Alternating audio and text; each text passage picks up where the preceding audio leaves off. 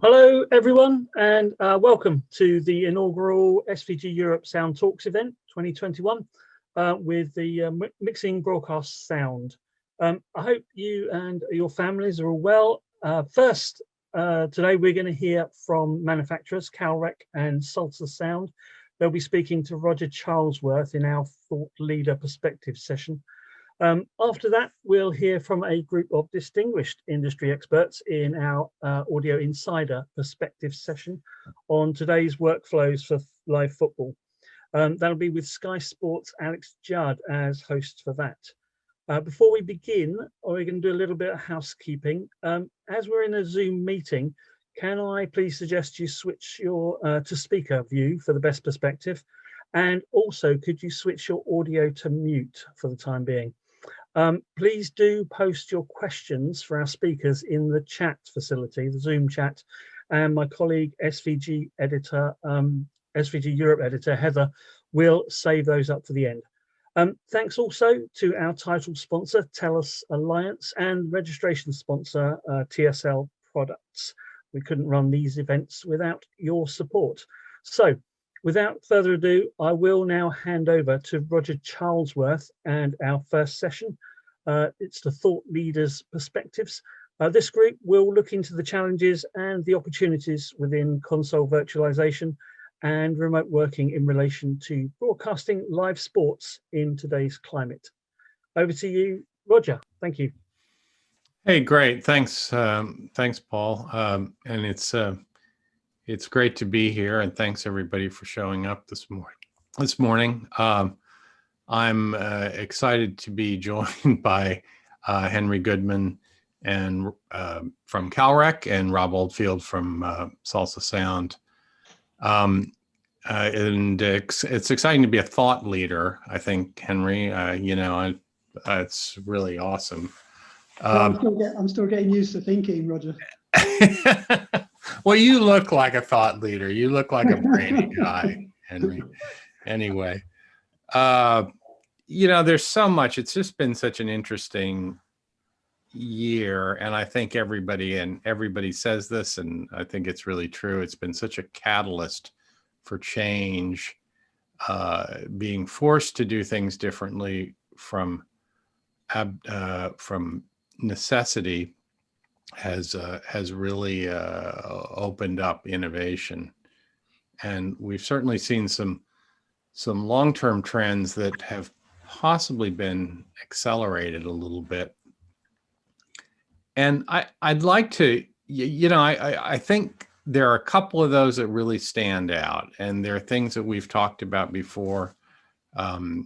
Production virtualization has been a huge trend as we see the production moving from the truck to a REMI or to a hub, all kinds of different sort of ways of splitting up the production. And as we've tried to keep personnel from being bunched up in one place, and that's become a bigger thing.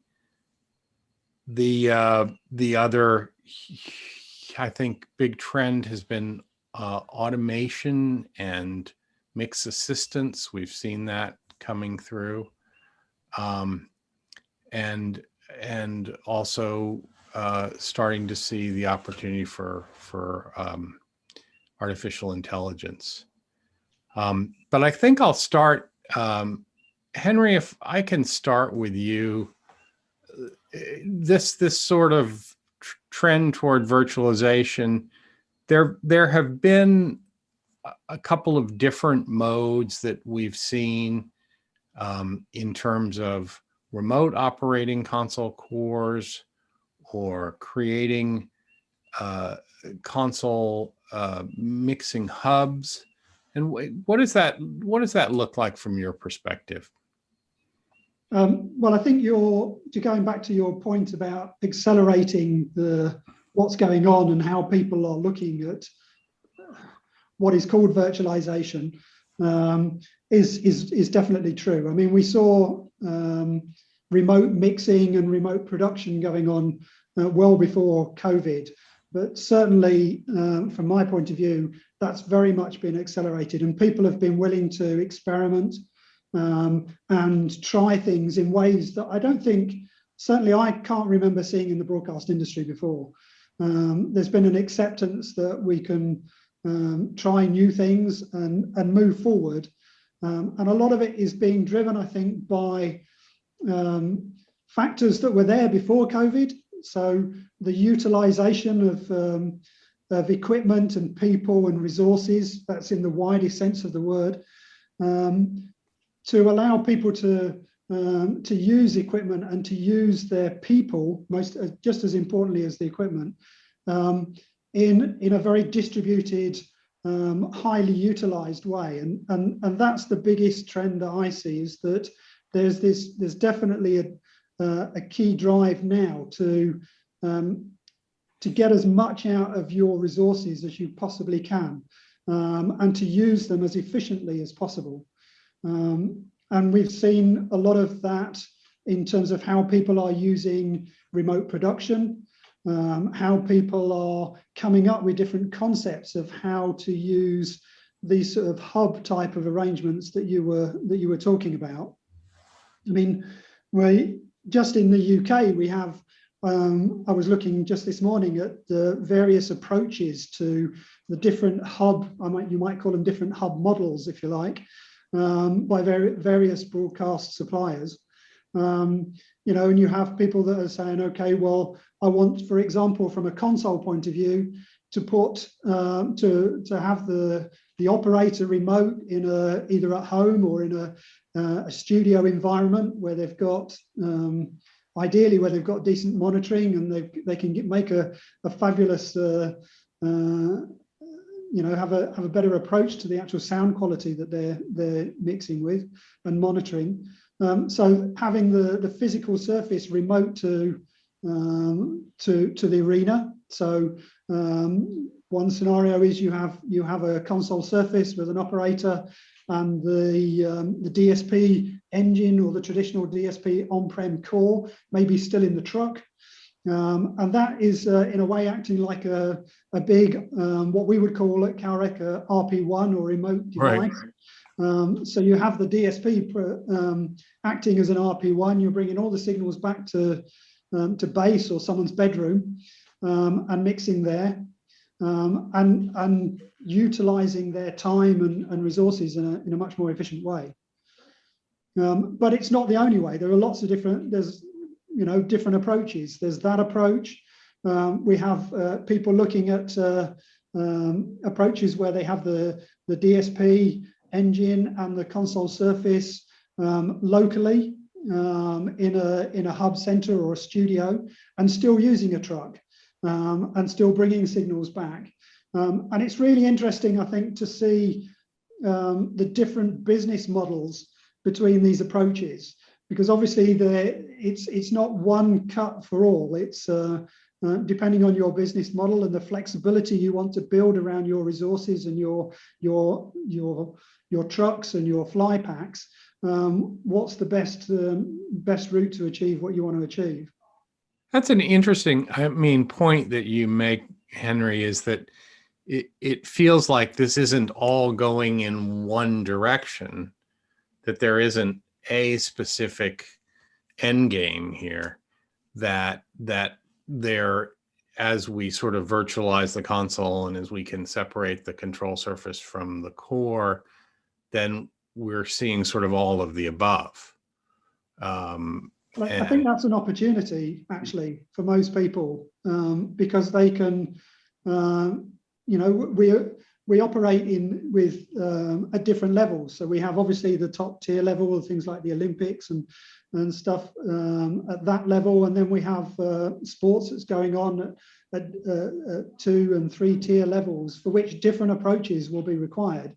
Different budgets are applicable, and different approaches in terms of virtualization and what you want to achieve with that, and of course how much money you can save by not sending people and resources around the world. Right. Well, the idea of hubbing, and I guess we've got Alex and other people on the call. This idea of hubbing seems to be something which is probably important. And in the case of, I suppose, Premier League, where all the signals are coming from the truck, every microphone, and so the truck is, as you say, just effectively a big RP1, it is interesting. But now you've also sort of, starting to have applications where maybe the hub control surfaces are in one place and the cores in the future may be located somewhere else. And can you talk about that? Yeah, absolutely. Well, you could take it a step further. I mean, I talked about the two scenarios where you've got the DSP either at the venue or in the hub, but you could take that a step further. There's no reason why you need to have the DSP actually in either of those places. And one of the models that's being looked at in the UK at the moment is having the DSP or the processing in what you might describe as a data center. And having the console remote to that, so the operator is remote to that, and having the trucks accessing that DSP in parallel or at different times, also in a third location remote from that as well. So there's opportunities and flexibility in terms of how you utilize the processing that you've got. Mm-hmm. How going forward,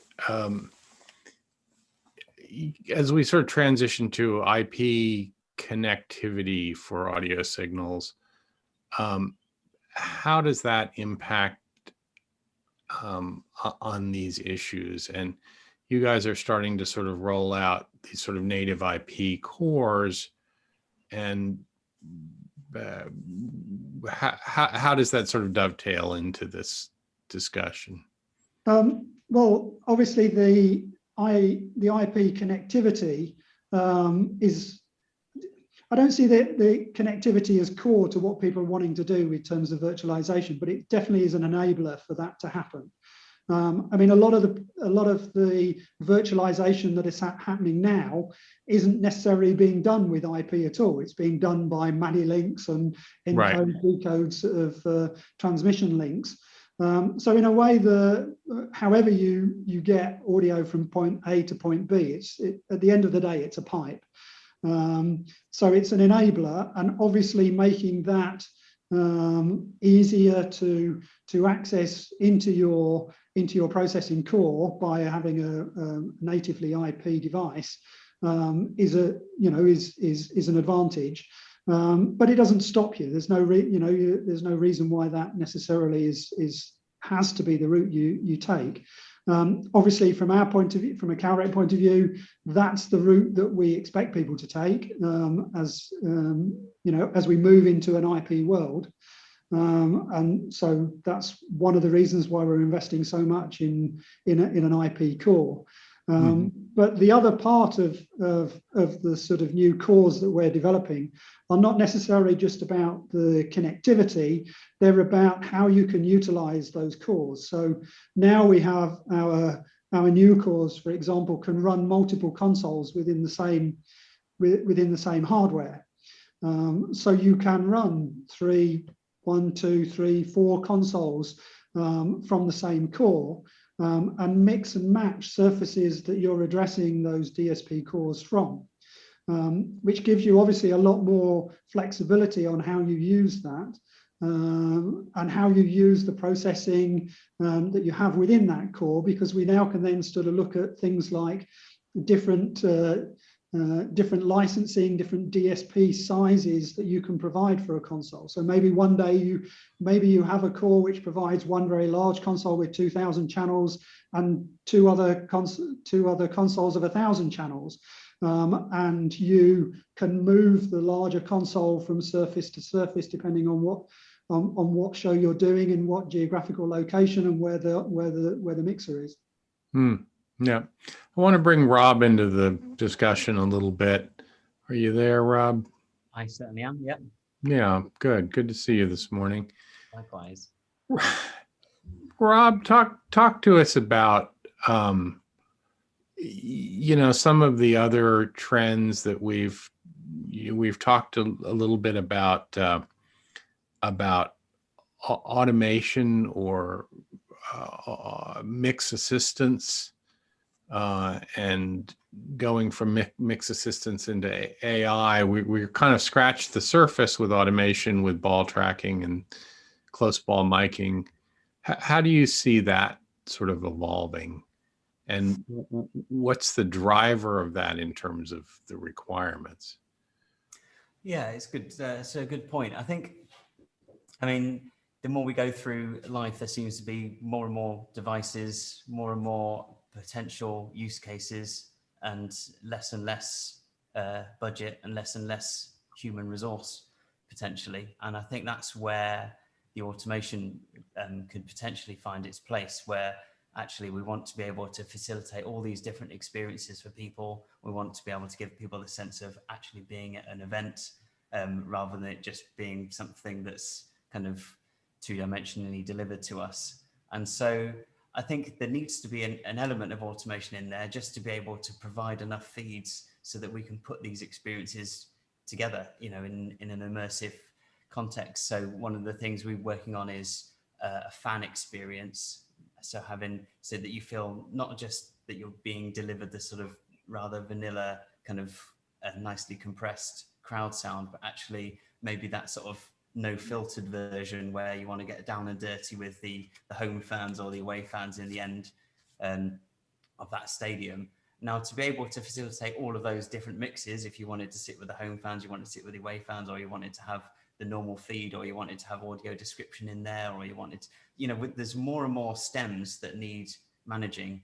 And so to be able to have elements of that process, maybe it's a submix where maybe it's the full mix, which were automated, I think that only adds value. And it's not saying that somebody never listens to that, but it's saying that there are some compiled components, maybe the pitch ball groups being managed for you, maybe the kind of crowd comms mix is being managed for you, and you could select on different output channels which ones of those stems you want added into the mix, which commentary feed, which crowd feed, which ball group or whatever, and whether you want the addition of audio description, those kind of things. I think that's where AI can have a really prominent place and actually start to pull those together.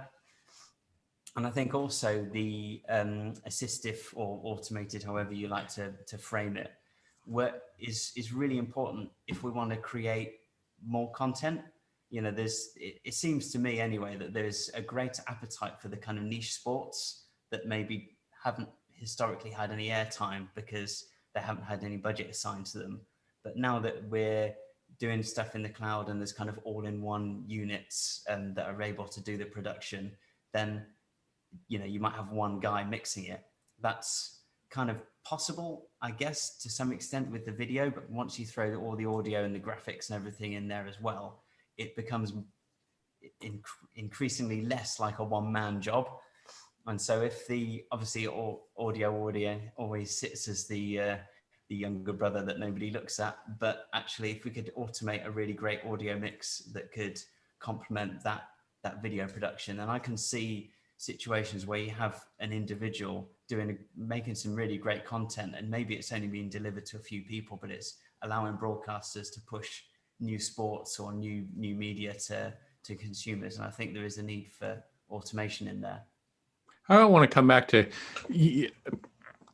just on the personalization factor. I think that really is certainly an emerging trend, and I feel like, and people have, you know, said this before, and Alex's boss said it the other day, is like sort of, we've got immersive audio down, we're doing great audio, and people are starting to get this sort of taste for personalization, and we'll see more of it.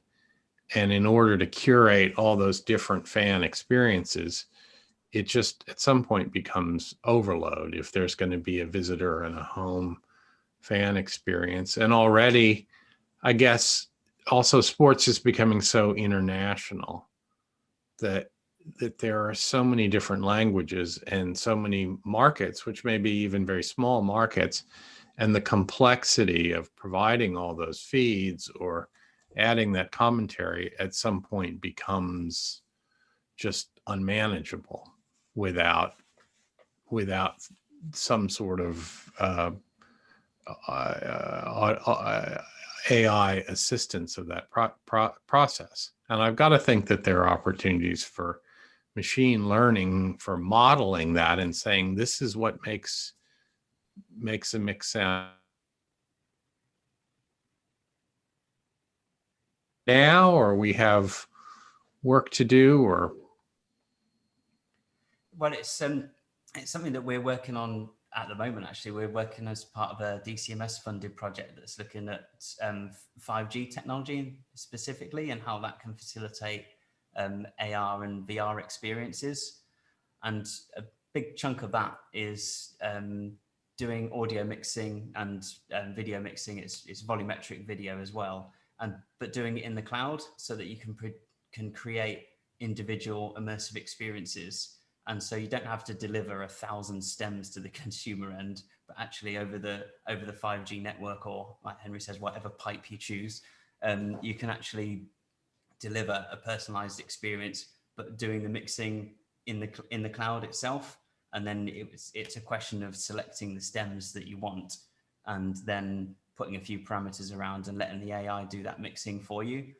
And obviously the great thing about that, and where we sort of sit within this project, is that you can then change I mean, some of this is kind of just like fancy pants. I just love innovation and research, so excuse me a little bit, but you could sit from whatever seat you wanted in the crowd. You can view the content from a different aspect completely, and we're sort of used to that from a visual perspective, to some extent, with even computer games and things like that. But what I want to see is the ability to be able to do that and have really realistic audio that matches it, that's immersive. And I think these things, they do require an element of AI and machine learning, because you can't have somebody who's creating mixes for every single person who's listening, if they're going to be individualized. So there's of course a need for this kind of mixing approach, and whether that's some of it could sit as a submixer on premises, or some of it can sit within the cloud. But I think these are assistive tools that are just going to enable us to get kind of more content out that's individualized, and potentially offering different language content, different crowd content for different viewers, whatever their preferences might be. Well, it feels like even in sort of what we're doing now, we've reached a point where the A1 is overloaded with all these alternate feeds, or that, wherever it's done, or if it's done somewhere else, the broadcast center, that there is a complexity because of the complexity of the market and the distribution, that these tools are going to be necessary. And interesting question. Now, you mentioned the cloud, and I want to I'll drag you and Henry into this discussion a little bit. And we chatted about this the other day. We see more and more production happening in the cloud. Now, distribution has happened to greater or lesser degree in the cloud. Some services do all their encoding and master control in the cloud, in AWS or Google or Microsoft or whoever. But we are starting to see more production, and the esports people have done production in the cloud. And now we're seeing more and more regional sports networks doing actual production. And those tools are getting better and better. The vision mixers are getting more complicated. You can have a 4ME switcher with hundreds of inputs. And Grass Valley, VizRT, Ross Video, all these people are kind of working on these solutions. They're graphics solutions, they're play out and recording solutions. Audio solutions seem a little further behind in terms of just regular production mixing. Henry, where do you think we are in that right now, and where do you think we'll need to go? Well, if you sit down in your crystal and look at your crystal ball and look got it right here, 5 years in front of you, or even 10 years in front of me, it's difficult to imagine that cloud isn't going to play a major part in what we do. And it's very difficult to imagine that we're not going to be mixing large format consoles, having large format consoles based in the cloud. One of the, you're right in a way that we on the audio side feel a little bit behind in terms of putting that level of processing in the cloud. As you know, there are a number of solutions out there providing smaller, fairly basic mixing consoles in the cloud of sort of 16, 24, maybe 32 channel type sizes. But it, yeah, if it was easy to make a large format mixer in the cloud, we would have done it already. But there are quite some significant challenges with that around sampling, the speed at which we sample, just the physical scale of what we do in terms of audio, and also timing, making sure all the timing is tight. So these challenges are being firmly laid at the door of manufacturers like Calrec and other console manufacturers, the Lavos, SSLs, everybody, all of us actually. And it's something that without giving too much away, I'm sure we're all looking at and spending time working on. Clearly having audio processing in a large scale in the cloud presents the next step, in my view, in terms of what virtualization gives us, because you then give yourself a lot more flexibility in terms of how you can access that processing. So the direction is clearly in that way. There are other challenges we were talking about. You were mentioning about transport pipes, for example. We were talking about IP and the traditional ways of moving audio around. Obviously, if you're moving into a cloud-based environment, you've got how you get the audio and the video up into the cloud, whether you can do that with existing codecs and codec technologies in the scale that we need, and the number of channels that we need. That's still really not really that well defined. But these are areas that things that we will solve as we move forward.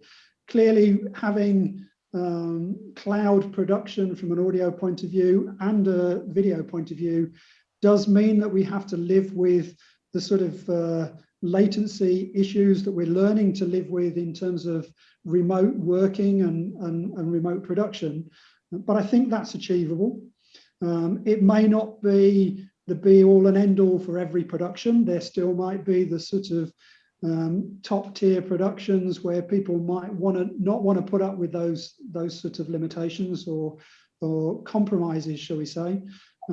But we're clearly moving in that direction, and the ability to turn on and utilize processing as and when you need it, almost on demand, is so attractive to us all, really, that I can't see it not happening in due course.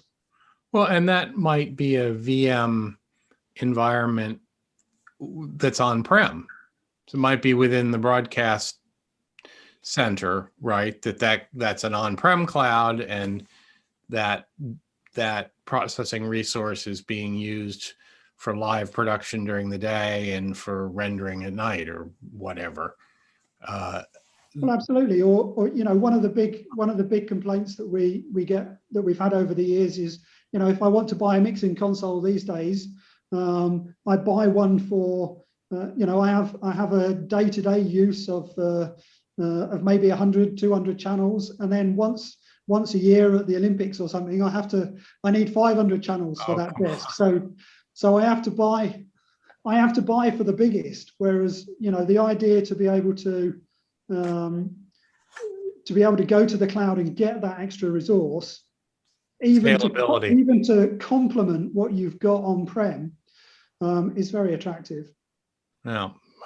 Yeah, I mean, your consoles get pretty big. Rob, what are you saying?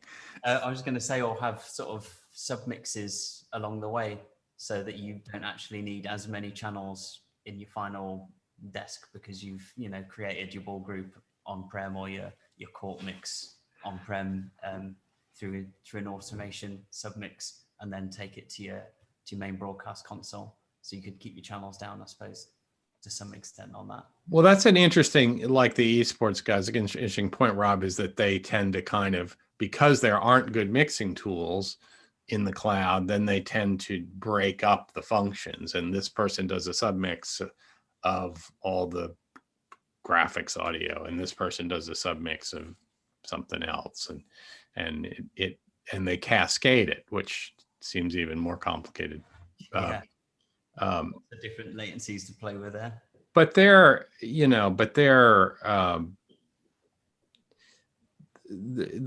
really using, as Henry, as you said, the mixing tools in the cloud now are really pretty primitive. And what Grass Valley and Viz and other people have is pretty bare bones. And then people are, they're radio consoles that operate in the cloud, and they work great, but again, the scale is not there. And a CalRec is 1,000 paths is a small console. I guess they get up to 3,000 or 4,000 paths and hundreds of buses on top of that. And I think for the production mix, there will always need to be control surfaces, and there will always need to be spaces for those control surfaces. And there have been some benefits, I feel like, in virtualization too, about coming back to the virtualization idea and these physical spaces. Rob, you were talking about this the other day, just to come back to production virtualization, is if we've moved the production out of the truck for the time being because of COVID, then as we move into the broadcast center, there really are some benefits to that in terms of monitoring, et cetera. Yeah, absolutely. I always think that it's about the opportunities rather than like, how do we maintain the status quo, but do things with a slightly more remote sort of cloud-based lens on. Actually, what if we're doing this, what other things can we do that we couldn't have done before? And I think some of the monitoring stuff, I mean, who wants to monitor Atmos in a 2x2 room? It's quite tricky. Whereas actually, if you're doing things remotely, then you could have one monitoring room. It doesn't even have to be a booth anymore. Like Henry's saying, nicely well-treated room. And you could be QCing 12 different match day feeds from that one place, monitoring them all in immersive, switching between different devices. So you could see what the listeners or viewers, however, we're actually monitoring on. So you'd have, one room with a 514 setup, 5.1 stereo mono, who knew, and a sound bar, whatever. You can actually monitor things properly for the first time, which I think is a real opportunity. And the other opportunity for me is, doing things in the cloud. You can actually do so much more with the audio, in terms of, creating new metadata, speech to text. You can do the immersive experiences. We can kind of create actual objects and monitor those objects separately and things like that. So I think it's pretty exciting. Well, so even if and we can wrap this up in a second, but even if you're on-prem, then you kind of need a resource sitting next to the console core to do some of these things. So you kind of need your own cloud if you don't have one, or really, a cloud, a VM environment. And it's become pretty commonplace to have over here anyway, a Waves rack to do plugins and things like that. Henry, you guys think, Rob, that this level of innovation, do you think that we've kind of got people unstuck, and this level of innovation that we've seen in the last year will continue with the same momentum, or do you think things are going to go back to normal, or back to the way they were? And have we gotten an appetite for change or for experimentation that we're going to maintain? Henry, thoughts? I think we have, in a way, my feeling is that we have a bit more free. We seem to have a bit more freedom. We've generated something in our psyche which is giving us a bit more freedom to experiment more and to push the envelope a little more than we had. Now, whether that's because we've let go of some inhibitions, maybe, I don't know, but I would like to see it continue. I think there will be, certainly if I look at CAREC and the size of the R&D team here, there are constraints in terms of what we can achieve in a certain time period. But in terms of how broadcasters are looking at things and the ways that they are approaching different workflows and physical relationships within the ecosystems that they have, I think that experimentation and that drive will continue for some time to come. Because I don't think we're there yet with it. There's no end point to it, I don't think. Well, I hope so. And you talk about R&D and everything, but partly some of the things that people have asked you to do lately are things that you're capable of doing, but they're just and this is true for everybody. It's like, well, yeah, we could do that. We never thought to try it, in anger. Yeah, absolutely. Rob, same question. What do you think? I think there's a bit of a new rule book. And I think that's a good thing, like historically, I think there's a bit of a fear of not buggering everything up. And so people didn't want to have as much appetite for risk. Whereas we've torn up a lot of the rules that we had before. And so I'd like to hope that there was an appetite for trying new stuff and to actually facilitating new experiences. And hopefully there's a bit more grace from viewers for trying out some new stuff.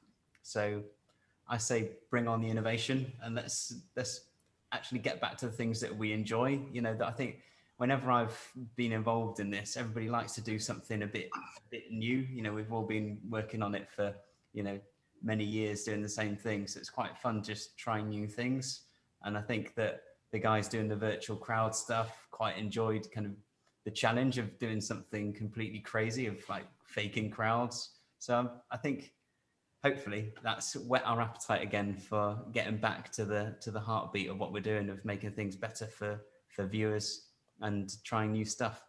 Well, great. Well, thanks. Well, on that bombshell, we'll turn it over to Alex and the A1s. Thank you so much, Henry and Rob, and you guys will be around for Q&A, I hope, later. And it'll be interesting to hear the Alex and the A1's perspective a little bit about this issue and how much help they think they need or don't need from AI, and whether they like being in the truck or miss being in the truck. So I think thanks again. I'm happy to turn it over. Lovely. Thank you all very much, guys. Roger, Henry, and Rob. That's brilliant. As Roger mentioned, I think the questions are all being collated by Heather for the end of the whole session. So we're not ignoring you. They're all going to be put to the whole of the panelists. So we're going to go straight on to our next session. That's the Audio Insider Perspectives session. Over to you, Alex. Hi everyone, thanks for joining today. Hopefully you can all hear me and everything's good. So I'm just picking up now because we're wanting to discuss remote production and technologies around remote. what we're looking at is some of the workflows and the challenges that have presented us from 2020 and some of the innovations that we've implemented to get around that. I just want to introduce our panel. We've got Emma Penny, A1 Sound Supervisor from Sky, Pete Mercer, A1 Sound Supervisor and Audio Guarantee, Alessandro Stragotti, A1 Broadcast Sound Engineer, Ian Rossum, A1 Broadcast Sound Engineer, and last but not least, Neville Hooper, Deputy Head of Sound, NEP UK. So firstly, I just wanted to kind of kick off here and open this up. And I just wanted to ask Pete, how has your role and the technologies you have used on a daily basis changed since the start of 2020? Well, for me, it's not been too different because some of the productions I already worked on, we already did some remote broadcasting anyway.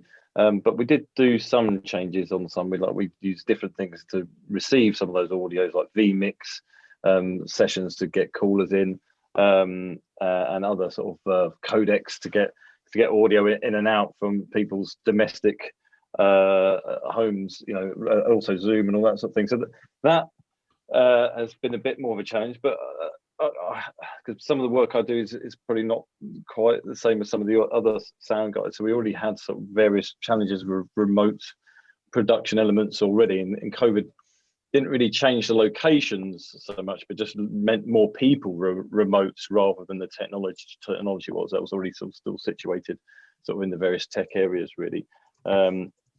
But so that for me hasn't been too different, but I know it has been for a lot of other people. But remote production in itself has always just provided lots of strong opinions and a lot of challenges. And I know it's really interesting to hear all the sort of AI stuff, but and I know there's lots of discussions in the chat which have been interesting about whether people like to leave the truck and stuff. But I mean, on some of the OBs you work on, and you're a sound supervisor, sometimes you don't actually even make it into the venue because you're so busy. So you could be anywhere sometimes. So like, I mean, I don't know what some of the other guys' experiences are, but sometimes you already feel pretty remote to the action anyway.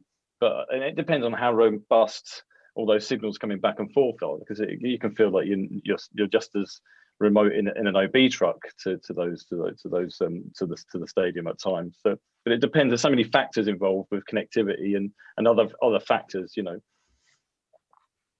Yeah, and Emma, what's your experience of how the technologies and the workflows have changed around this from the beginning of last year? I know there's been a lot of changes for us at Sky. It certainly has, yeah. I mean, we as well had already started using remote for our EFL coverage, now Formula One, which we've been doing for a year. So I think we'd already started to use those workflows. But certainly one of the hardest things has definitely been taking the flexibility of a OB truck, which is built to do a number of different jobs and to use everything in different ways, to try and sort of squeeze that into a studio, which is set for a very strict way of working normally. That's definitely been a challenge I think we've come against, trying to push the flexibility of an OB truck into a studio, for sure. Okay. So Alessandro, have you got any input on the technologies or the way that that our work has changed since the beginning of 2020? Well, from my point of view in Italy, based particularly on football production, we produce football matches in stereo and 5.1 with Dolby encoding. And the first big change since the pandemic was that the broadcaster cancelled totally the 5.1 Dolby production.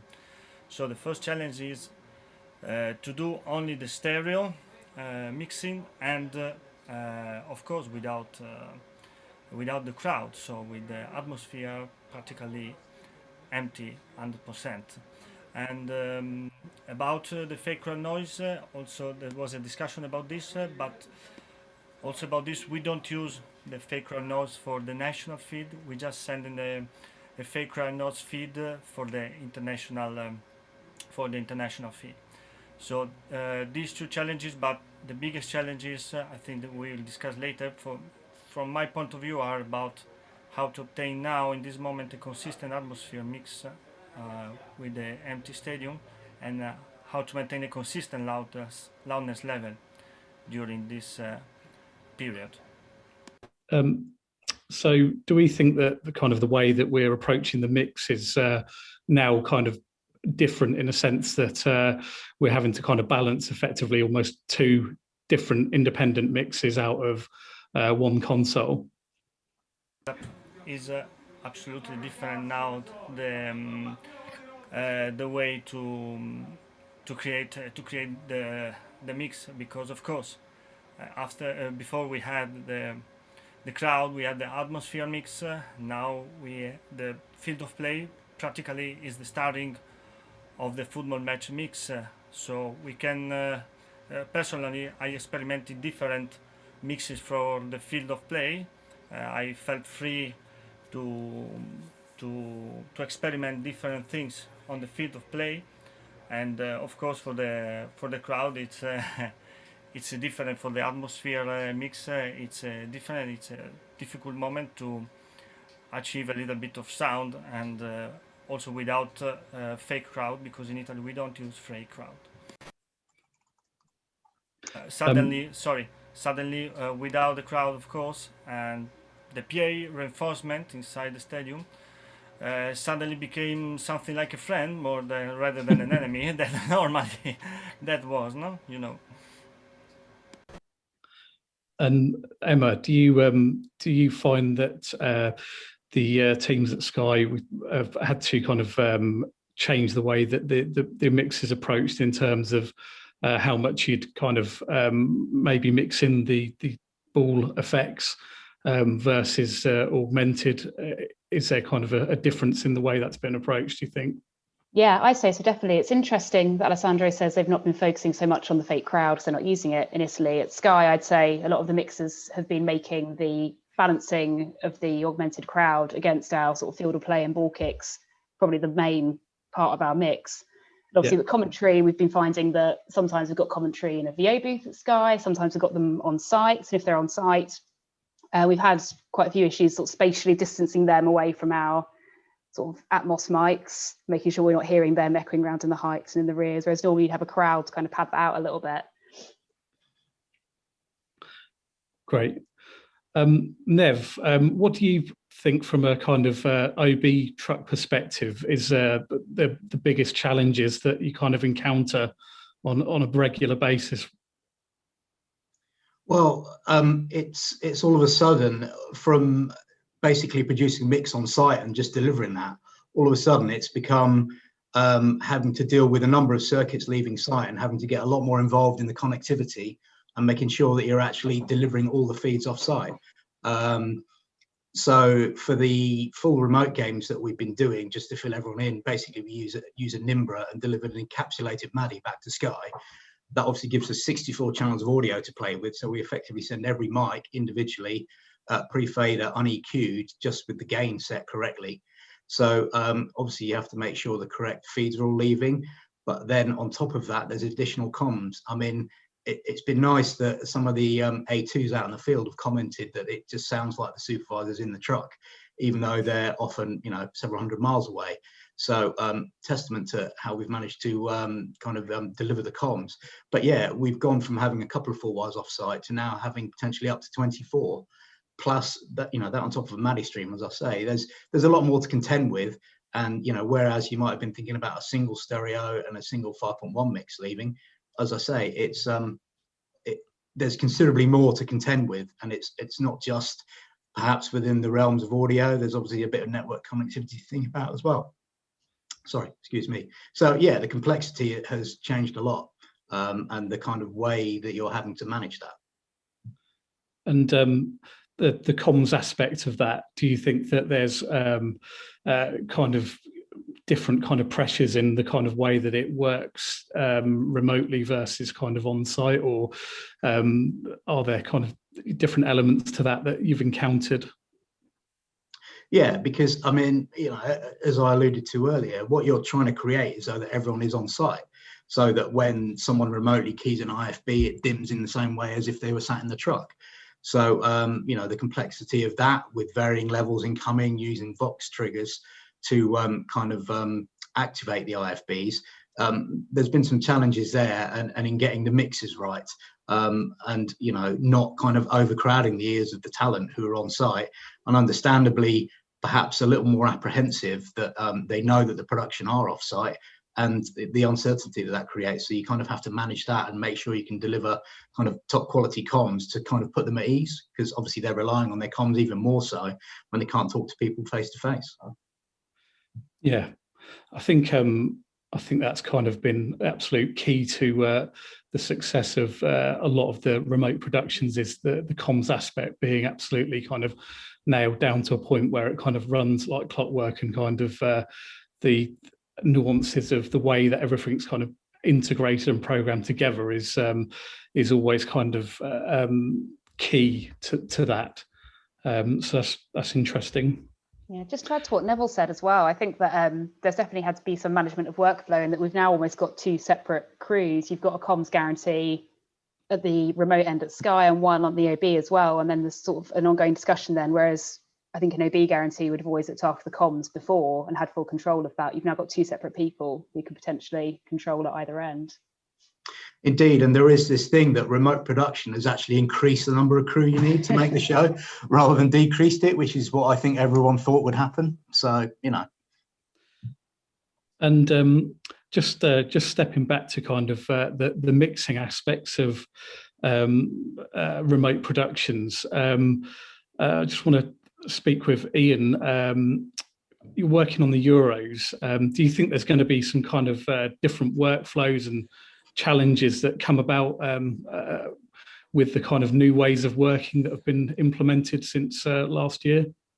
Well, this is where we're in a slight, I suppose, cleft stick, because the Euros obviously planned in 2019, coming in for 2020. And as Neville say, and Felix is listening as well, the production plan hasn't been changed. I mean, what we've always done as remote production is the 5.1 and the immersive audio, but the stereo has always been done on site. And at the moment, we've got a meeting next week in terms of production plan, but the production plan is unchanged. Stereo will be delivered by a truck with a crew on site and a sound supervisor, and the multi-channel will be from the IBC. But we're going to have the problem, I think UEFA have said, that the stadia aren't really viable without 10,000 people in there. So it doesn't matter what they're going to do about Atmos. I mean, at the moment, we haven't decided what's happening with Atmos. But if there's no crowds in the stadia, that's a problem, because you can't have... I mean, it's a matter of what samples would you use for an international crowd, you know, the way you cheer and what you're trying to do, and keep it, you know, fair for both teams in that respect. Yeah, it's a very a different sample bank, isn't it? And yeah, some big challenges that would go with that, even to get all of that material together in the way that you want to use that. So yeah. And also, I mean, the trucks haven't been asked for spot-ons or Ableton in order to do augmented crowd at the moment. So, you know, that's something that needs to be thought of for the specification on that. Whether Felix or Christian from HBS have got any ideas on that. Felix might pop up on the chat show in a minute and say he's got an idea, because he'll have that problem with the Atmos, you know, doing the full immersive in the IBC control rooms, as to what he's going to do if there's no crowds in there. I mean, for Wembley, I mean, with the UK lockdown, I think there's 2 England games that are prior to one of the changes of dates, but I think the 2 semi-finals and the final are both after the 21st of June dates, in which case there might be a larger crowd allowed in. But when they were still talking at one point, depending on, you know, because for the first time ever, the Euros is spread all over Europe, there's a problem with people moving, where you don't know what the COVID rates are going to be in the various countries, of where they're going to have, let alone the teams moving, let alone the crowds moving. So it's a very complicated year this year, of which we've got no answers at the moment, I don't think. Interesting stuff. So Alessandro, just wanted to kind of touch on some of the kind of revolutionary aspects really that have kind of been implemented, and what's been happening in audio in sports broadcasting over the last 12 months. How do you think this has pushed the sector forwards in terms of the kind of technology that we're using? Well, from my point of view, since the pandemic started, I use it two different way of mixing. The most important for me was about focusing on the field of play that became the 95% of our mix, and for that I use it two different buses for the field of play. One with more dynamic, because I have not the constraint between field of play and atmosphere mix, so I can feel to be with more dynamic on the field of play. And the other bus was using the parallel compression to catch more the deeper sound of the kickball. And about the new technologies, I experimented the binaural mix for the field of play. I like the binaural mixer because it's very easy to create a stereo feed, but you can mix something like a field of play out of your head, and then you can use it just some microphones to go inside your head, for example, related to the images shooting a steady camera, for example. So I think that personalization, as we talked before, and immersive sound and binaural sound for me are the two big interesting challenges and two very interesting technologies to use for the future. Remember that a lot of people, especially young people, they use the headphones to listen music or to watch TV or what else on their smartphone or tablets. So I think that could be something that we could push it up. Do you have any thoughts around kind of binaural and kind of microphone placement and how that kind of works in context of, you know, changing that setup? Does that change that in any way for you? Can you repeat, please? So microphone placement and how you'd kind of treat the stadium differently. In terms of atmosphere or field of play? Field of play. No, in terms of field of play, no. I just move the microphone position on the binaural plugin. Of course, we must be aware that if we move too much outside of our point of view, of too much outside from our head, it sounds a little bit difficult. Maybe listening for an entire match, football match, it could be hard. So this is the hardest difficulty in this moment. So we must be aware that we can't open too much, or the positioning can be so wide on the plugin, on the binaural plugin. That's what I experienced personally.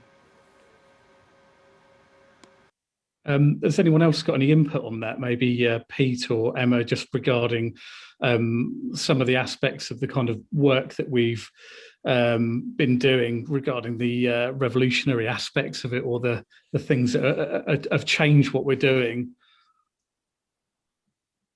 Do you mean sort of like more sort of atmosy related? Yeah, yeah. So anything that, you know, feels that we've kind of pushed things forward from a broadcasting audio point of view, where we've kind of pushed things further on.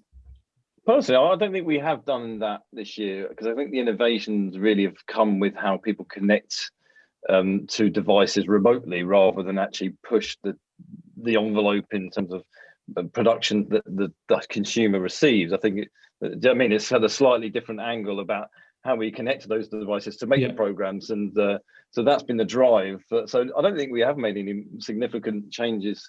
I mean, okay, we've got people doing sort of fake crowd effects, which actually I've been surprised that kind of won me over. I was a bit anti at first, but actually I quite like it now.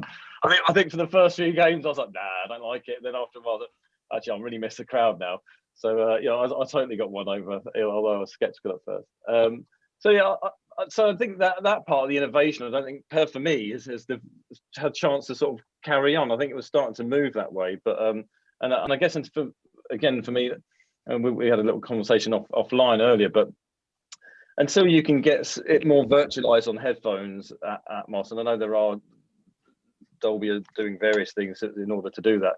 the home consumer part of it for me, that you know, I'm never going to get lots of speakers in my house, you know, positioned in my room. So what you hear, what we used to do on the World Cup with Felix and that, it sounded amazing, but what you get back home, until you can virtualize it on the earbuds, then I don't think that's the real changer. And then I think that really will take production to the next level for me, when people can listen to it on their iPhone and really successfully deliver it. I think that'll be the game changer. Sorry, and Emma, do you, regarding the aspects that we've kind of talked about here today, do you think there's kind of some parts of what we're doing we think we're going to keep permanent? So, you know, which bits are you thinking along the lines of, you know, that will be staying with us, the ways that we've adapted to? Yeah, absolutely. I think a lot of it will. I think remote working, I don't see full production crews going back out into trucks again. I think there'll always be some element that's kept at a base at the moment. For us, that's Osterley at Sky, just as a saving for the company a lot of the time. And now they've proven they can do it and people are comfortable with the idea. I don't see why they wouldn't continue. Yeah, do we think the kind of some of the decentralized kind of ways of working, you know, it looks to me like that's going to stick, where you've got people who can kind of work in different locations, and it kind of works from kind of loads of different angles, I think, from kind of people not having to move around the country so much, definitely from a green point of view, and also a production point of view as well. I think it kind of it works well. So I think there's that side of it, I think, that's going to stick. Is there anybody else who'd want to chip in at all on that? Any other kind of aspects of what's happened since 2020 that they think that's going to stay with us? Well, I mean, I think I would echo what Pete and Emma have said. It's only what Pete said about the technology. All of the technology in terms of how we deliver the program, all that progress happened in terms of going Dolby Atmos for Sky, for example. That all happened before 2020, so that was already in place. And as he rightly says, everyone's just focusing on how can we deliver this in a COVID-safe, secure way. And as we know, we'd already started doing the remote production, so it's just the next step was to do it for Premier League rather than EFL. And everyone's been focusing on how can we deliver our different codes you know, remotely, and we've just built on that, and all the focus has gone on that.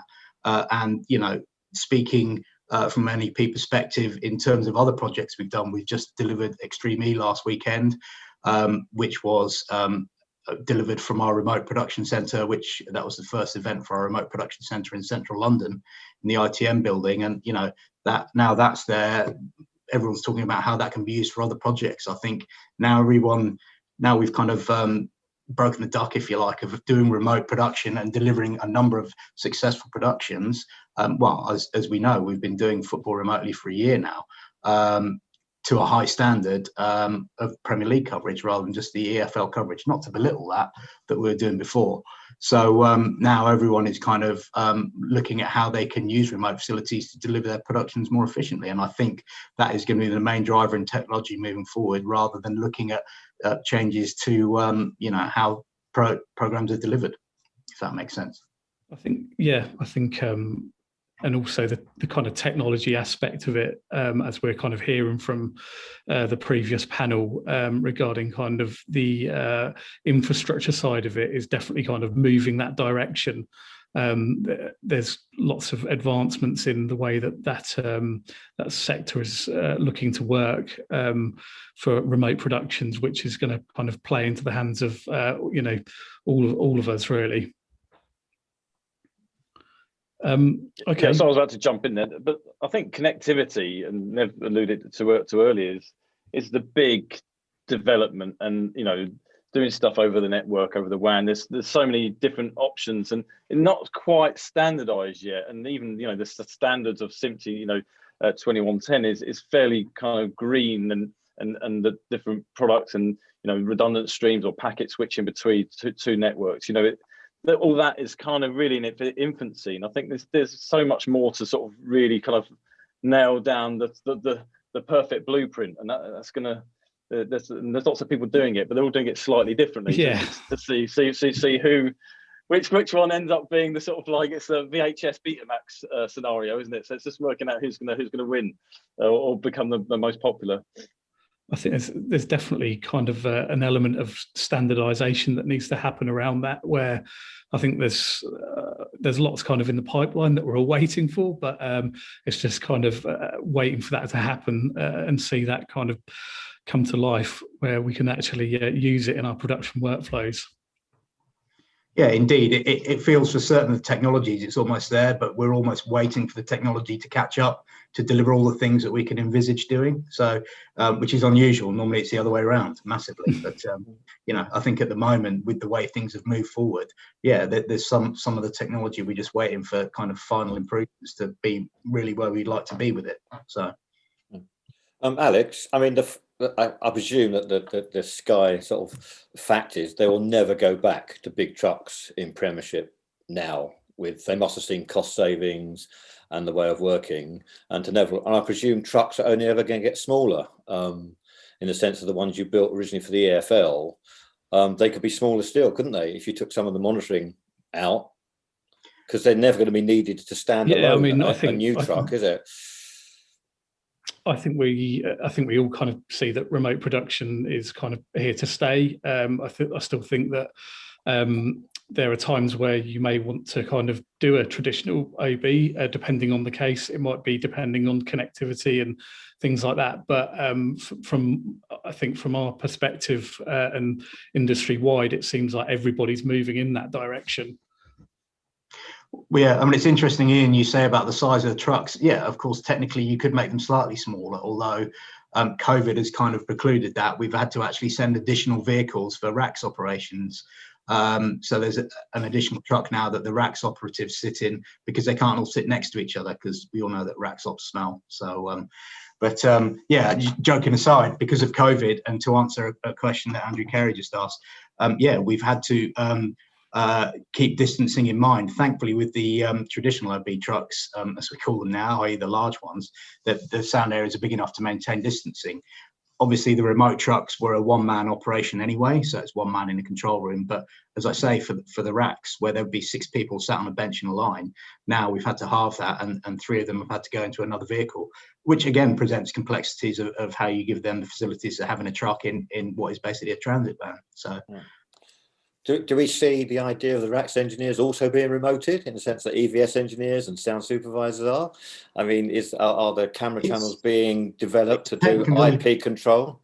Yeah, well, it's technically possible already, the OCPs, but the concern when it's been tried before is the lag.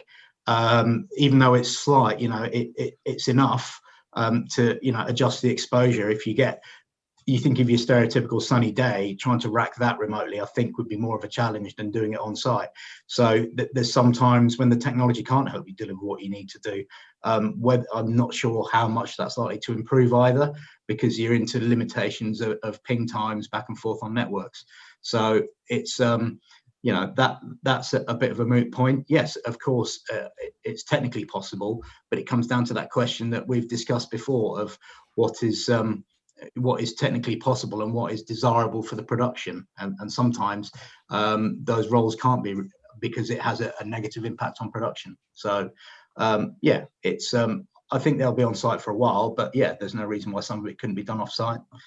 You know, and there's other things being talked about as well that, you know, might lend itself to that, but you know, I guess we'll see where that takes us. Okay, great. All right. Well, I just want to say thanks to everybody. I think there's been lots of questions going on in the chat, and I believe Heather has been collating those. So I'm just going to hand back over. I have indeed. Thank you very much to all of our brilliant speakers, and Alex for chairing that one. Okay, so this is open for all of our speakers. So Rob and Henry, please feel free to chip in. So first of all, we've got something from Felix Krukos, thank you, Felix, who says about the position and alignment of all the microphones on site around a pitch, for instance, is very important, especially for sports sound. And he says he always double checks all his mics when he's on site.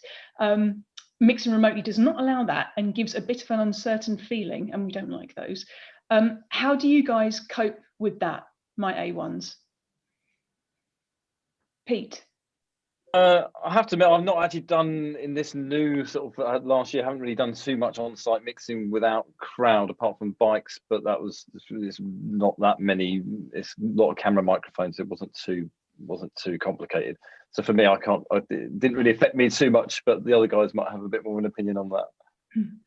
I mean, I've definitely been relying quite heavily on the guys on the floor. They've become our sort of eyes and ears much more than they were previously, kind of describing the positions they put microphones in. Quite often, if you don't get camera circuits up until quite late in the day, you won't see where those mics are until quite close to air, potentially. Cool. And sorry, who was that? I just chip in if that's all right. One of the things that we're working on at the minute is a sort of automatic error flagging, so that if our AI is listening to all the mics at any one time, and so obviously when you get that, a little bit of water in the capsule and you get that kind of, then it will like flag when that's happening. But also looking at like frequency response differences. When a microphone's pointing in the wrong direction, the actual content that it's picking up varies a little bit. So if it's pointing at the field of play too much, and you're losing some energy in that sense. So that's something to watch out from us in the future, which hopefully will help out on that front a bit. Cool. And there's one here that Sean says the hugely increased comm side of the remote working that Nev described places a lot more pressure on the on-site operation and requires a lot more line-up time. How do we feel about that? Is that more jobs, more people on site, or? Well, particularly in the COVID environment, but also with the kind of aims of remote working, no, it just means that you have a busy day on the transmission day. I mean, obviously, the first few were a bit more hairy. Now we've got into more of a routine. I mean, I think I said previously in December, we delivered 45 matches for Sky. So it's a fairly well-oiled machine. So generally, touch a lot of wood, the system has proved to be pretty reliable, so you're just rechecking a config that's already in, and that is factored in though. Absolutely, it's often the first thing they'll do when everyone gets on site, that they'll rattle through all the comms and make sure all the connectivity is working, and then it almost kind of proceeds to a normal workflow as though the A1s were actually on site.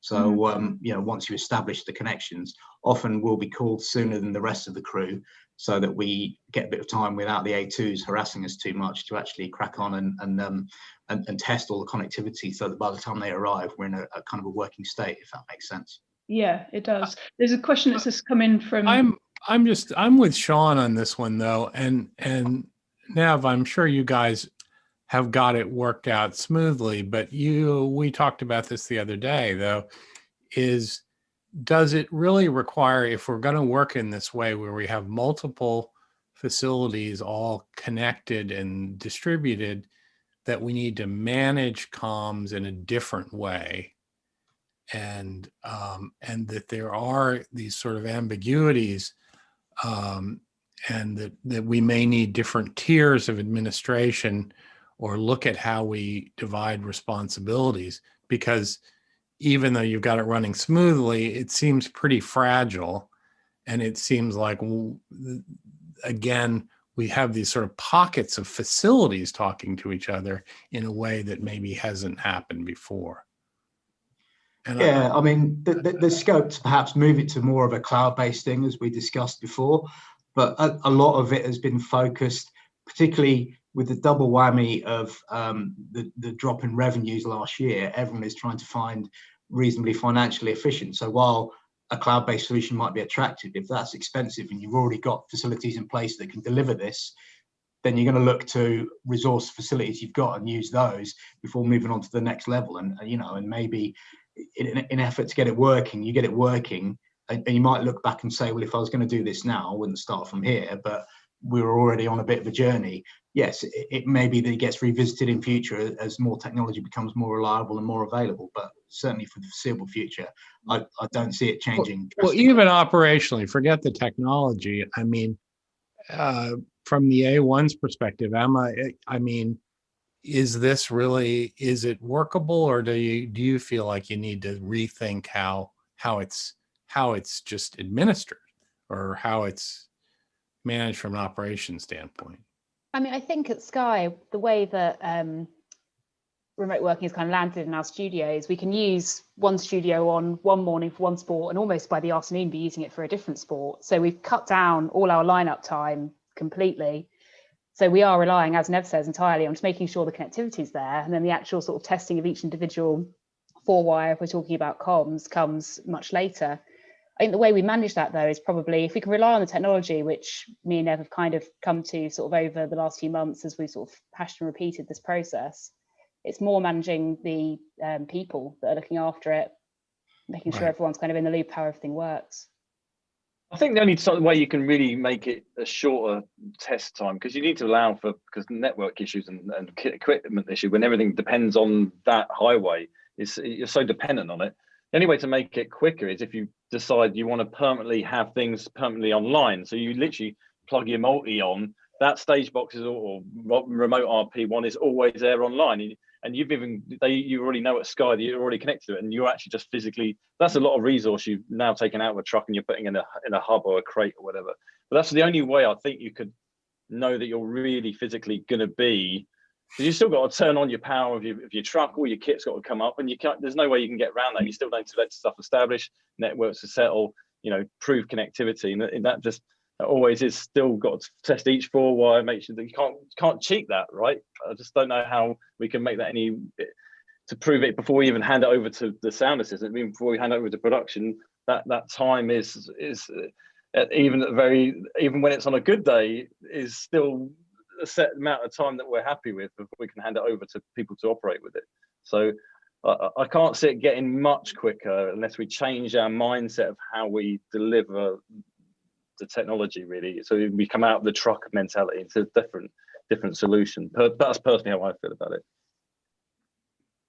I think there's I think you're right, Pete, in terms of kind of the technology side of it. We need to reimagine in how that works so that you could kind of confidently speed up some of those processes in order to kind of achieve the quicker times that we're talking about. But I think it's just at the moment it's an accepted kind of fact, really, and way of working that we're living with, and it is working. And I think the teams, as Emma pointed to, are kind of the key factor in kind of delivering that and making sure that they're across all of the requirements and any changes and nuances in how the talkback is configured. So there's definitely a reliance on guarantees and comm specialists alike. Cool. I'm going to chip in with another question. We've got this point that it's coming from. We've got two sides: Davey Neal and Felix Krukels and Darren Morton. We've got two sides of the coin. So one is from Davey. Has anyone ever even asked A1s if they want to work remotely? Understand the financial aspects of remote. Well, I think it's actually probably a bit more expensive, but surely an A1 would prefer to be at the venue, whereas Darren Morton and Felix are kind of saying, well, Darren says, older guys like me can be brought back into the industry without the impact to our personal and family lives if we can get home after a day, just at the office rather than on site. How do you A1s feel about that? For or against? It depends on the location. Yeah, if they were all warm and sunny, I think I'd vote for being with the truck. But if they're wet and miserable, I'll vote for the remote production. On a Monday night, yeah. But does Darren say something here? Is there, for a certain individual, a certain organization, is it not unreasonable that somebody might have a recording studio or an edit suite at home? Could somebody be a service provider and have a control room at home and have appropriate connectivity? And I know CalRec has done some testing over here with ESPN and with one of the truck vendors with this stuff. And is that a viable that A1s that somebody might say, okay, I'm going to be a service provider. I've got a home studio. I'm going to mix from home and connect to a core that's somewhere else. Well, it sounds like the technology is going that way to make it possible. Whether it would go down to that kind of granular level where you've got independent kind of vendors for that is potentially another question. But I think kind of obviously the technology is moving that direction to be able to facilitate it. And when you kind of look at it from a kind of an overview of the systems and the time of kind of using, if you're looking at course, for example, as a something to quantify it by, then you could see the benefits of being able to doing that in lots of different ways, because it means you can share facilities and potentially kind of streamline some of the usages of that equipment as well. I mean, it's interesting. If you go on the COREC website, you can see what Alex Wrigglesworth and Paul have done from Tall Audio. They've been mixing shows out of their respective garages with Brio kit very successfully since the start of COVID a year ago. I mean, it's quite astounding for what size pipe you need coming into your own house to do audio, complete with full comms and vision circuits coming in. It's definitely, I think, the future for certain size of programming. It's like saying that the smaller esports and that will be in the cloud, but it might be that the first step is you're literally doing it out of your home office with a desk. Well, yeah, I think you mentioned the tests we've done in the States, Roger. Yeah, I mean, a lot of those have been ones that have been quite heavily supported by their employees. So, you know, the ESPNs and your NBCs of the world have invested quite a lot in putting stuff in people's bedrooms and lounges. Whether A1s were going to be prepared to make that investment, I don't know. But one of the major concerns, I think, which we've lived with through COVID with that, is the reliability of the connectivity into people's homes. And yes, there's been an acceptance that that everything's not perfect during COVID, but whether that acceptance will continue when we roll out of it, as we all hope we will, is another thing. I think it would be, you know, people will want a bit more guarantee that, and then you've got the wild cards in that, you know, people's babies, dogs, all the rest of it, upsetting the apple cart. I'm just saying, Darren's volunteering, you know, so, and you know, may need to get, you know, enterprise class connectivity. But I think the idea of a service provider and whether they have some office space somewhere or whatever, it's an interesting, you know, it's an interesting idea. But anyway. On the cloud. Sorry, Heather. That's okay. Sorry. On the cloud, do you guys know who's more? One of the questions that came in earlier was about how far advanced the UK is in using the cloud for audio. Is the UK compared to other countries in Europe or compared to the US above, behind? You know, who's kind of pushing forward as far as you guys know? I'll take this one. I think that Europe and the UK use the cloud a lot for distribution and for encoding. And there are organizations like Eurosport who do use the cloud more for audio processing and things like that. But it's probably about the same here. The people who use the cloud a lot for production are esports. And Alex or Nev can jump in on this, but I think it's global. I do really think. Yeah, I think you're right, Roger. I think it is a global. I think everybody's kind of dipped their toe in it and is using it to a certain extent at the moment. Well, and the cloud is used a lot. I mean, the cloud providers like Amazon, AWS, are used a lot for transport. And I think that's something that people don't realize either, that for something like the World Cup or the Olympics, that these global technology companies are often using their networks to transport the stuff. So rather than the traditional telecoms, you're just using AWS to get it back from Tokyo to Connecticut. And so it's easy for Amazon to say, well, while you're here, we'll record it for you, or we'll provide clip editing, or we'll do encoding for you. You know, so often the transport is kind of what drives these expanded services. I think you're right, Roger. I think esports are perhaps more ready to use it because they're coming from that more cloud-based background, because what they do is already cloud-based predominantly. Whereas I think traditional broadcasters are slightly more comfortable with a more tangible infrastructure, because that is what they know, and it's already a step on, to be where they are, where they've come from with remote production. We're already using kind of networks in a way that never were before to deliver multiple feeds rather than perhaps a single transmission path. So yeah, I think that's where perhaps the disparity lies, but I think things are moving forward. And I think often perhaps for established products and projects, things will change less quickly, but for new products, using the Extreme E as an example, people are more willing to embrace things because it's a new project. Whereas when it's an existing project like Sky's coverage of the Premier League, for example, that has kind of established things. Don't touch it. Yeah.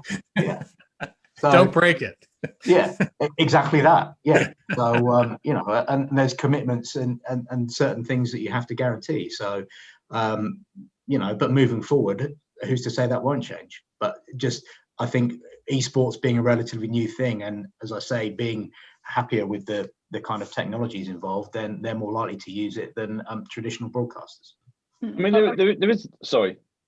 So there is a bit of a difference, there's cloud connectivity and then there's sort of cloud solutions, right? And this is, I suppose, where I'm not sure where this discussion is going in terms of, because now you can do like editing and you literally go to, and it's all hosted by Amazon, but there's another company, I forget their name, but anyway, and you actually can do an edit suite in a GUI, and it's just looking at all the storage that's on Amazon, and it's amazing. And I don't know of any audio solutions that are that kind of, where the DSP is in the cloud as a complete broadcast solution yet.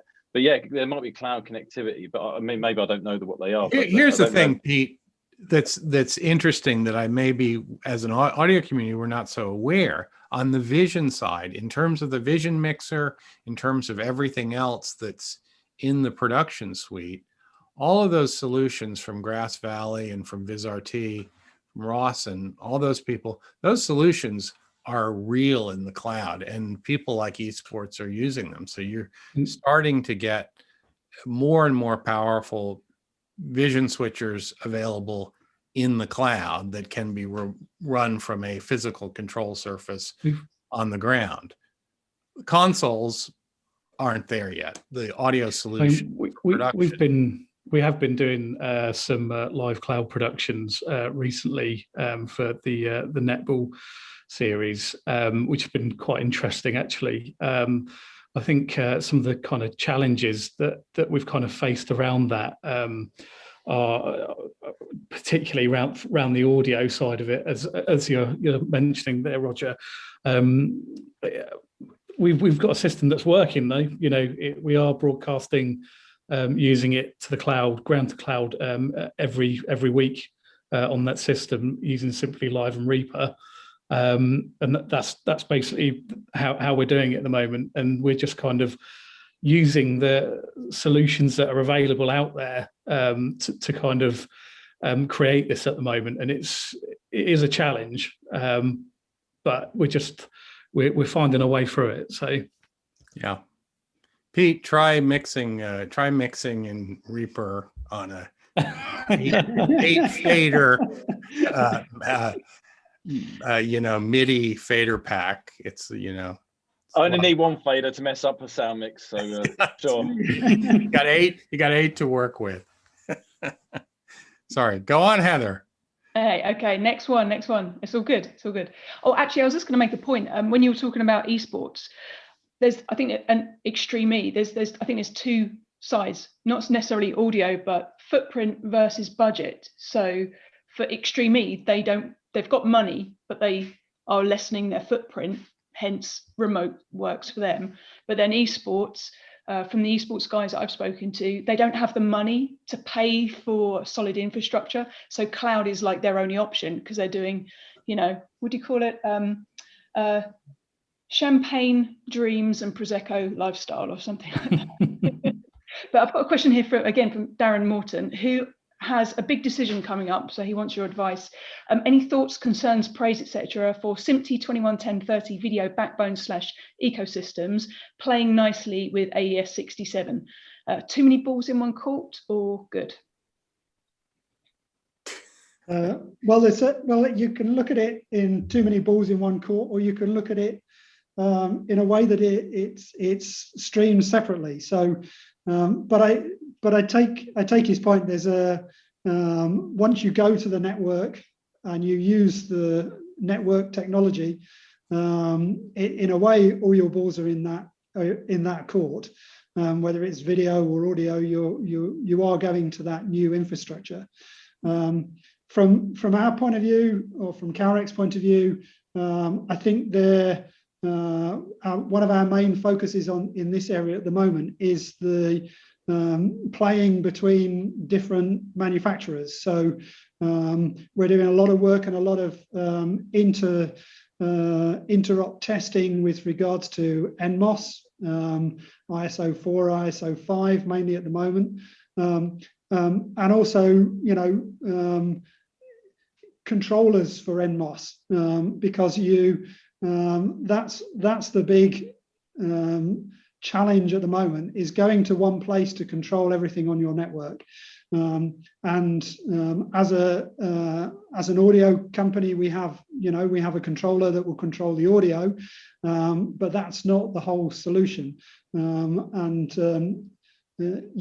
I think that as we've moved into the ST 2110 environment, I think we could do with a little more focus from manufacturers on that interconnectivity and that centralized control of an NMOS control system that speaks to everything and pulls everything together. And that's certainly what we're focusing on at the moment.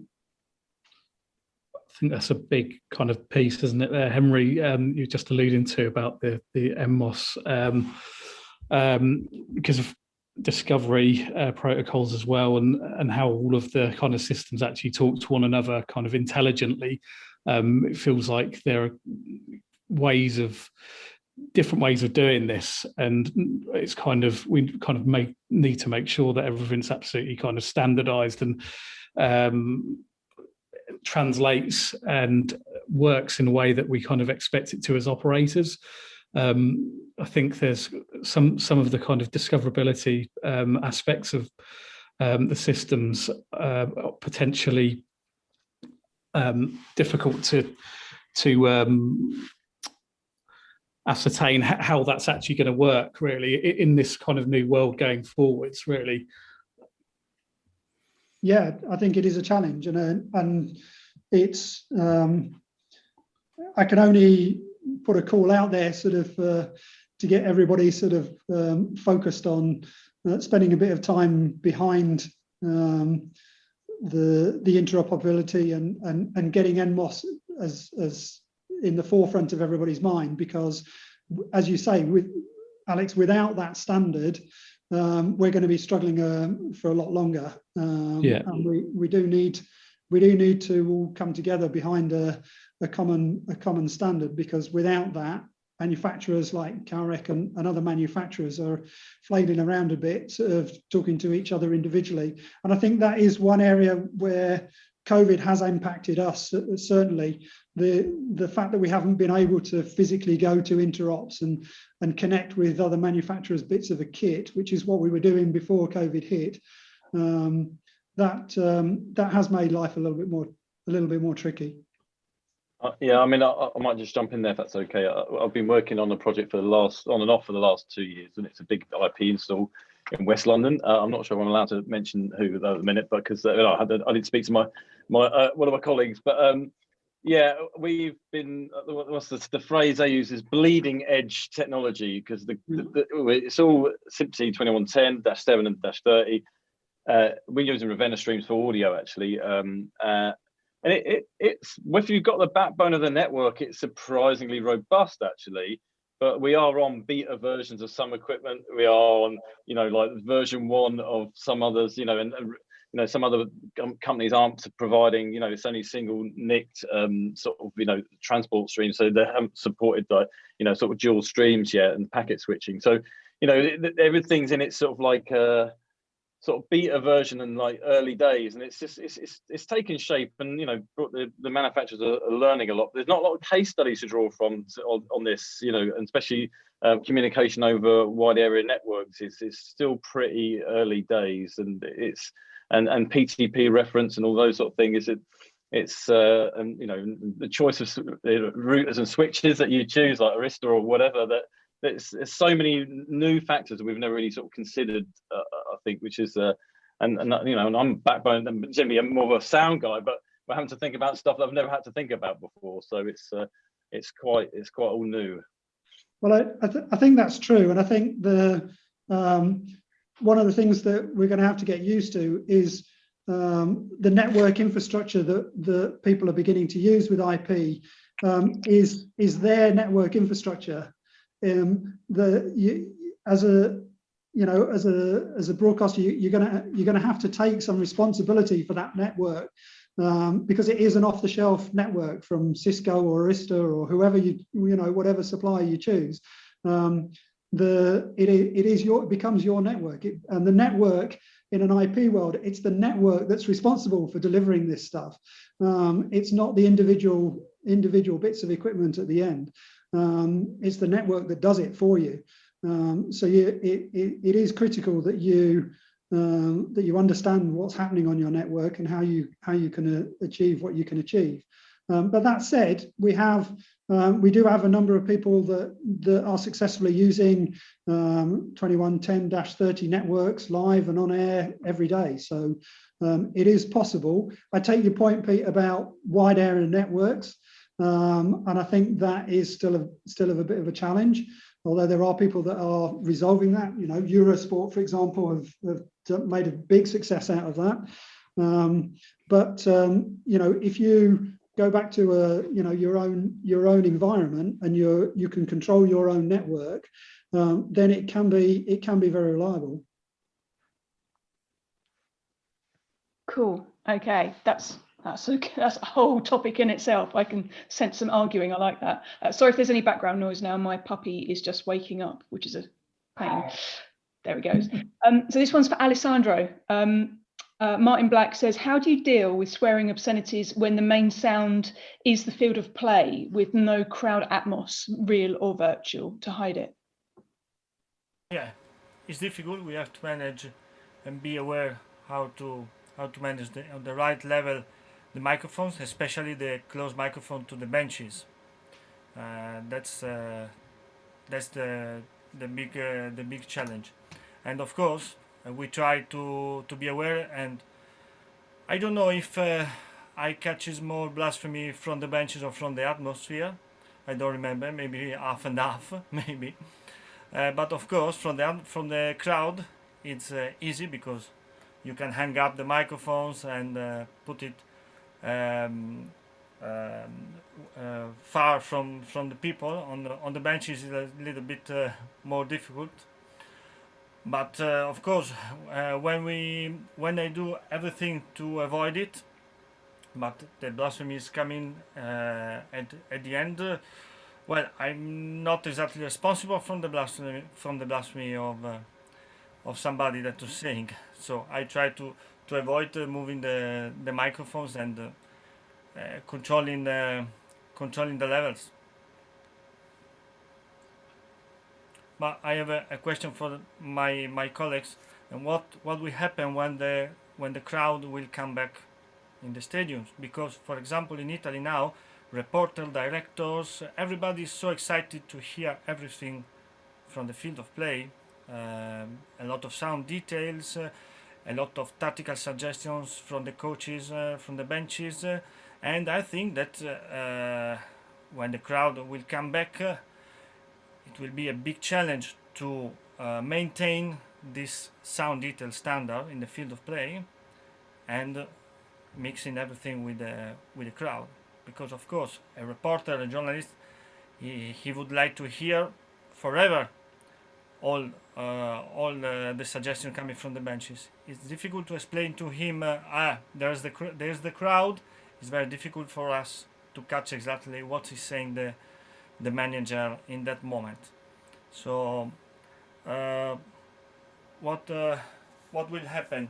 The producer, they will ask to us to increase a lot the crowd mixing because we are missing it, or maybe the standard that we are using in this moment, field of play and the crowd a little bit down, will be the new standard because all the people now is hearing in this way. I think from our perspective at Sky, I think the demand from the consumer for the live crowd is probably greater than the commentators and reporters' desire to be able to hear the players. Although at the moment we've had a few occasions in the UK where we've had sort of a small number of people in the stadium, and I think even then we've opted to take an augmented crowd still rather than a real crowd. So it may still be with us for a little while. I think because we still offer the option on the channel, which has always been the kind of standpoint where you can select which one you want to listen to, I think. But as you say, as soon as you kind of start introducing, crowds or fans back into the stadium, it becomes difficult to actually kind of focus in on that sound without, individually miking people, purposefully miking up individual areas, which is kind of a whole nother topic, really, I think. Well, over here, I think arguably a smaller crowd, a partial crowd, mic'd properly has sounded great, and I think a lot of the A1s over here have said how and you listen to it, how nice it sounds to have the crowd not completely blast out into a wall of sound. But I think this question of hearing I love this question of, hasn't it been great to be able to hear what's happening on the field of play? And some people have appreciated it. And yeah, the majority of people liked it, but then the augmented sound, but then 30% of the people hated it. So it's not like, pick your poison. Yes, definitely interesting, Roger, because I think we had a strong preference towards the augmented side of things, but then speaking with people, you do get a varied viewpoint and opinion on the whole situation. So it's really interesting. Well, I loved hearing when Bundesliga started playing, I loved hearing it without hearing what was going on in the field. And I think there are lots of people who feel that way. And some of the stuff that's, I love your feed without the augmented crowd. So there you go. Fair enough. But I think we'll go for one last question from Max Wall, who said earlier it was mentioned there are resource limitations when researching into technologies such as automated mixing and AI. Are larger companies like Sky with potentially more resources considering this area of research? We're always looking at different technologies. We always look at everything that's coming out, future technologies. So fundamentally, we've got an eye on absolutely everything. But as far as kind of implementing anything, there's nothing that stands out to me that I would say that is something that we're looking at as a possibility right now. Fab. Okay. So I was just going to jump in there. Sorry, I always got something to say. I apologise. But the AI thing, I thought was interesting. In the comments, I saw someone in the comments said about taking people's jobs away. I thought that's funny because I'll tell you what, I struggle to understand production and what producers want on a daily basis, let alone how's the AI ever going to work out that, So I'm never really scared of us losing jobs. And if the AI can work out what the producer wants better than I can, but it can have my job. I'm done. It's over. So that's. But Pete, what about stuff like close ball miking and stuff like that? Where assistive systems have really helped us get better sound. Use it to enhance. Yeah, well, that's a tool, isn't it? And me and Felix have had conversations about this in the past. There's tools and there's replacement, and I think the tools just change the job, don't replace the job. And I think we just need to change our mindset about what the role is, and it always evolves. We always thought when fibre would get riggers' days are over. The riggers are still just pulling a lot more fibre around. It's never, people's jobs have never really changed. It's just the sort of criteria has changed, I think. And then maybe with remote production that might change somewhat, but there's still loads of people going up and down the country working. It hasn't really affected broadcast, in my opinion. Not seriously yet. So well, then isn't AI just these are just more tools that are in your toolbox that and I love new toys and tools. Yeah. So I think that's how I see it personally. Anything that can help me make a better sound, because I'm terrible without these tools. So. Excellent. On that bombshell, as Roger would say, I'll hand back over to Paul. Thank you. Yes, thank you. Absolutely brilliant. Thank you all. Thank you to participants today for your time and your expertise. It's been amazing. Alex, Emma, Pete, Ian, Neville, Alessandro, Rob, Henry and Roger. It was awesome. Thank you also to our sponsors, TELUS Alliance and TSL Products.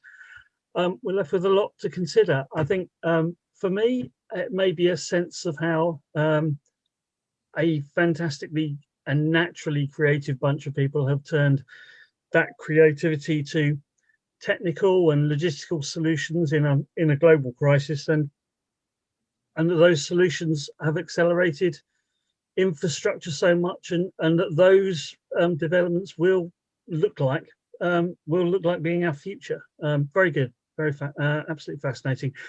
So please stay in touch, everyone. Send us your news over at SVG, and keep your eye out for notice of the next event. Stay safe, have a lovely weekend, and goodbye, everyone. Thank you.